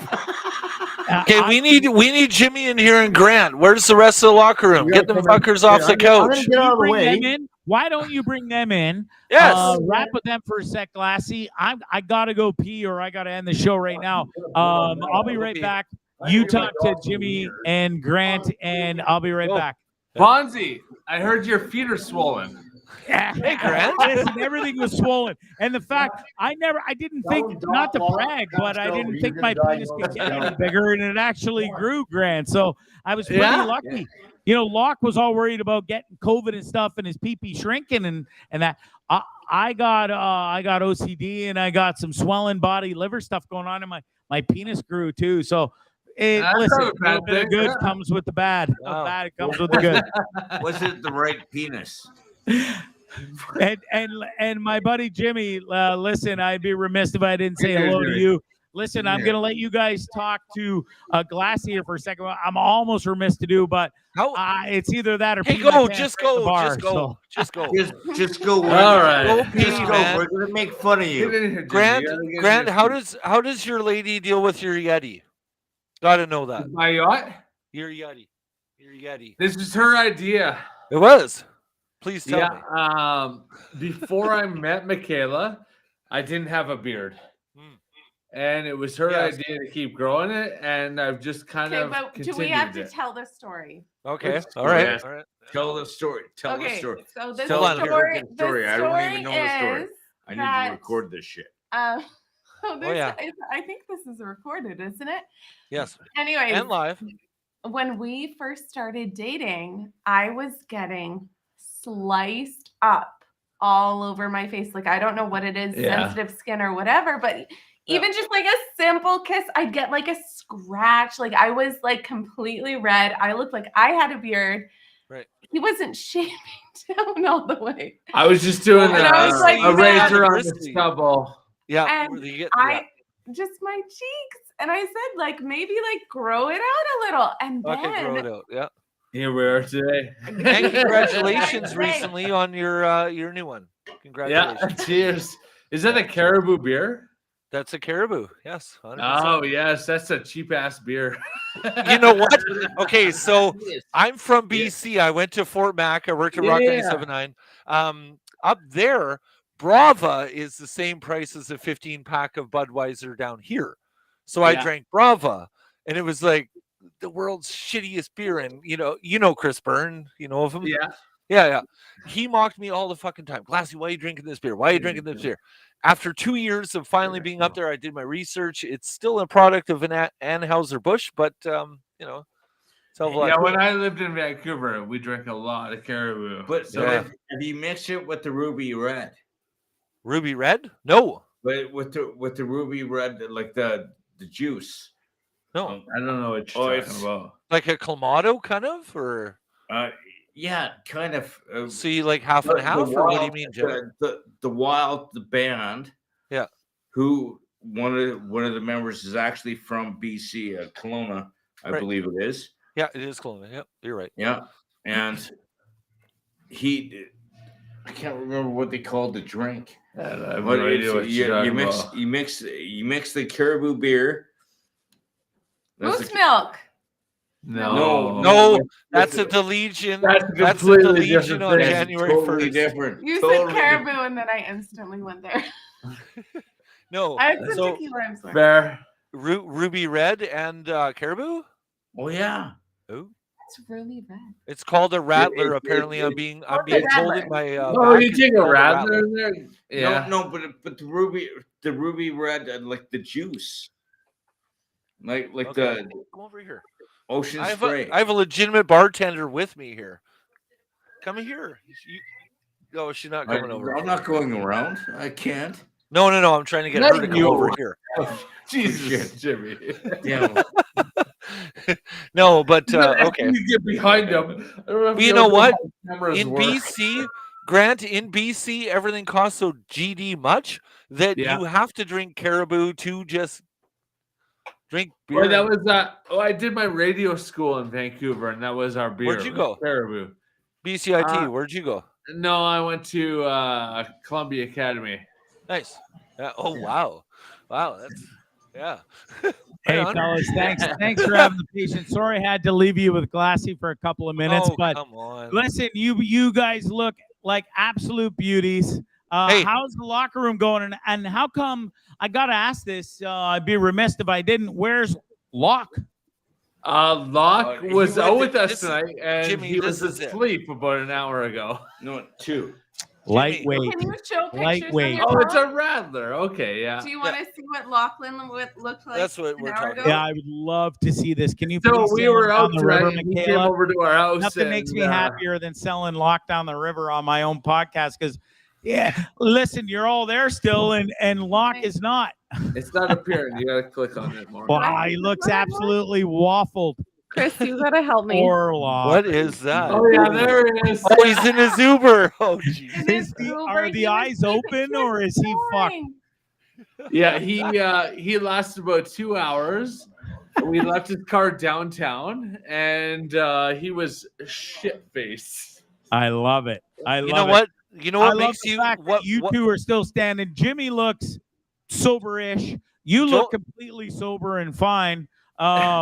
And your lovely wife, Michaela, I don't even think she's had a sip of alcohol. Maybe she looked sober at all. Yes.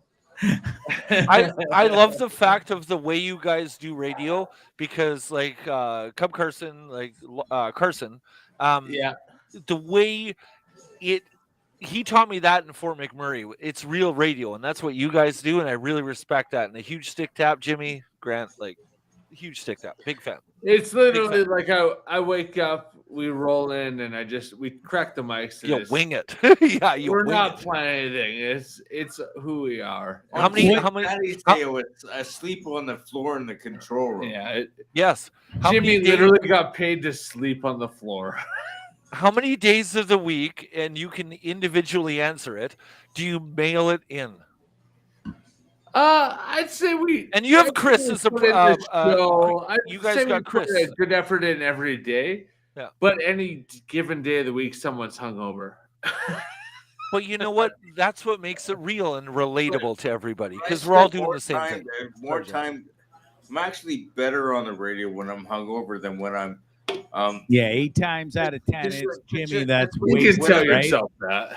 When you you care guys about put people him more. out and had to make him do those bits to come back on the air to sober up and stuff, I was dying. That was one of the funniest radio bits I've ever seen. Your drunk ass, midget ass can't come back on the air until you sober the fuck up and pass these tests. You know what, Jimmy, you look completely buggered. Like he was 0.0 fucks given. You didn't. You're like, okay, fuck you. I'm not even coming on the air today. Yeah. On St. Patrick's Day. The day after St. Patrick's Day. Or the day after it wasn't the same day? Okay. No. No, it just rolled into Jimmy. It was the day after. Listen, I've got a pretty good life I've made for myself. I built this up over 2 years after having to abruptly leave Nicaragua. But if I may, if there's somebody's life I'm jealous of, it's you three, and I'm including Locke, who's not there. You guys got an amazing radio show. Your camaraderie, just how you all get along, and what you've done it for a while now, and it's been kicking ass. I fucking love you guys, and it's fun to listen to you in the morning when I can.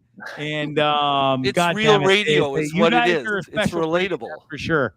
It's what we relatable try to radio. do is just literally our lives. Like it's just we go on the mic, we crack the mic, and it's what we're doing. And I have no idea how their lives are involved in mine to this day. Like, I literally do not know. The first story we ever told of Army Kris was he was hooking up with some chick and a dog was licking his ass. Yeah. And so we talked about how we got to meet this guy. My mom's gonna be so proud. Gregory Scott, why is this dog licking us stuff on your radio show? Like 5.5 years later, here we are. You know what? Jimmy, you look absolutely awesome with your new haircut. I look forward. Let's talk real soon about the Jedi Jimmy podcast / Bondzee. By the way, some Star Wars movies. And hold on, I'm a big fan like you are, James. I'm a big fan of Star Wars, and I fucking appreciate every podcast you do. I'm all in. Anyway, guy totally cut me off. Anyways, listen, I love all three. Jedi Jimmy, please do not stop what you're doing, Jimmy, because you're amazing at it. What you bring to the show on the locker room every morning on 95.7 Cruise FM out of Edmonton, the locker room, and your Jedi Jimmy podcast is amazing. Grant, the fact that you got to put up with these two other shitheads, including Jimmy and Mclaughlin, I love your stuff and what you bring to the show as well. Thank you. That I didn't get to meet you while I was there. Thanks for letting me fill in for you on New Year's Eve. That was a real treat. And Michaela, it was a special treat tonight to have you on. It was amazing to hear your story. Thanks for sharing and being so honest. I love all you guys. And I love that you didn't even get to Army Kris. I love that. We invited Army Kris on and only just gone right here. He's drinking his Pilsner. Fuck it. I'm good, bro. We're good. Army Kris, we love you, man. We love you. And you guys. Listen, I love all three. Jedi Jimmy will be in touch. Let's get this going. Where's your beers? Can't thank you guys enough for joining me on Bondzee Live. Trippin with Bondzee, YouTube, the Dean Blundell Network, where we're all a big fan of. God bless you guys. Have a great night there and go get more fucked up. And thanks for joining me. We probably will. Amazing. Thanks, guys. And Michaela, keep on keeping on. And I wish you all the best for sure.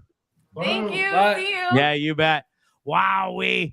This show completely took a sideways turn. I wasn't going to do more than an hour and 10. We're at an hour and 40. Haven't even got to the videos. Glassy, why don't we just do like we did with our boy Lindley when he just filled in and we went late one night. Let's roll one or two funny ones before we get out of here, and then that's it. That's all. It's Bondzee Live, Trippin' with Bondzee, live from the Hip Bar in San Juan Del Sur. Everybody's kicking it in town. The bar across the street, my buddy Taiwan's bar, Nacho's killing it. San Juan Del Sur, the Hip's killing it. Love this place. Let's go. What do you got?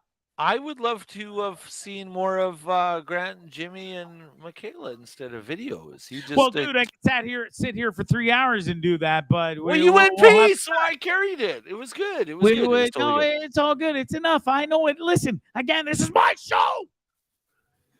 You're not my real mom. I want to get out of here too. I want to go drink with my friends and hang out. I haven't even had supper yet. I'm not going to do a 4-hour fucking marathon from the Hip Bar. No Christmas show. Booze. Wade's okay, probably maybe I will. Bring on the drinks. No, I'm just kidding. Okay, let's roll a video before we get the hell out of here. What do we got? How do you want to set this one up? We're going. They better be good, mister. I can sort of see in the background what you got teed up, but I can't. This is probably the most worst parenting you could probably do in your entire life. Oh my God! Watch how. And over he goes. Oh, where was Buddy? Like, I have so many. We have to play this like 5 more times because so much goes on in this video. Okay, pause it, please. Or don't. One more time. Can we pause it? Pause it. Oh, dude, thank you. Okay. Thank you. Sorry. Listen, folks. I'm trying to talk here, and fucking Glassy keeps rolling the video. Sorry. Listen, watch how many things go on in this video alone. First, you got 3 people. Watch how they come out of the woodwork. How goddamn lucky is this baby? I don't know. The thing looks like it's in its diaper running around. Mom's on the phone, not paying attention. This could have went way wrong, but God damn it. I'm a big believer in everything happens for a reason. Watch this. Kid's like, dude, oh, look. Literally grabs the kid by the heels, drops her cell phone. Buddy goes running down the stairs in his bicycle helmet. Not sure what the fuck he thinks he's going to do because he ain't getting down there like fucking Gordon Flash. Well, you know, Mom was a shoestring away. It was already going to be a disaster by the time he got down there in his bicyclette helmet. It would have been fucking like I seen in that train wreck. It would have been a mush on the floor. Did you watch? And then the other people come running out of nowhere too. I don't know what the fuck they think they're gonna do, but I gotta give this mom credit. Right? Even though she fucked up, kind of deal. Did you see the ending to this video though? Watch this one more time in full motion. I'll let it go. Was a shoestring away from finding out how much a 3-foot casket cost. This kid's lucky day, and that mom's lucky day. She would have never forgiven herself or probably owned another cell phone in her lifetime. Play it one more time, bro. All right, fine.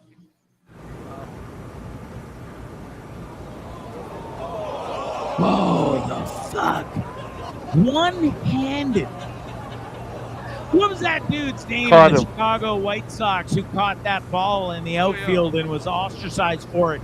And he kind of made that miraculous, crazy. Mom was a shoestring away from finding out how much a 3-foot miracle casket one-handed last-second grab. That was right out of a Tom Cruise fucking movie, right there, bud. Wasn't 100%. that insane? That was 100%. I think the worst part of that video is, even though the child is safe, what he said, we were a shoestring away from how much a 3-foot casket cost. I can't hear what Buddy's saying after. I don't give a fuck what Tosh was saying. I love that guy to death. But I was focused on the actual video. She literally grabbed that kid by the ankle with one last fucking it's do or die, and she got him and dropped her cell phone and managed to pull the kid up and grab her cell phone all at the same time. One more video before I say goodbye. Let's go. What do we got? It's Friday. We're leading into the weekend. Love each other. That's all we can say is love each other. Care about the person that's standing next to you. And Damn right. Sorry. No, please finish, but don't play it until I say my piece. I believe that this should happen a lot more in humanity. Greg, go ahead. 100%. And I am only going to reiterate that, folks. It's a tough life we live. We're in tough times. Ukraine shit going on. The world's upside down. Gas prices are fucked. People are fucked, living in their cars, buses, not even in homes anymore. And just try and figure out a simple life. And just, can we try and be kinder to one another? Just care about what's going on. This is the first step. And maybe do it this weekend. I challenge each and every one of you to pick up a pen and a piece of paper and find a stranger and do it this weekend. And we'll talk about it Monday. I'm going to fucking do it here in San Juan Del Sur. I encourage you to do the same. Watch this.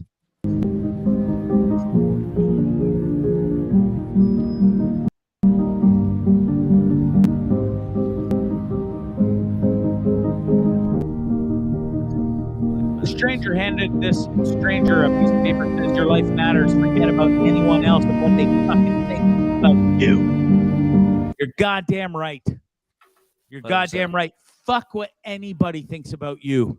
Yep. Live your life. Live it to the best. Do the best you can do. Chin up every day. Smile. Make your bed when you get out of, up in the morning. Make your bed.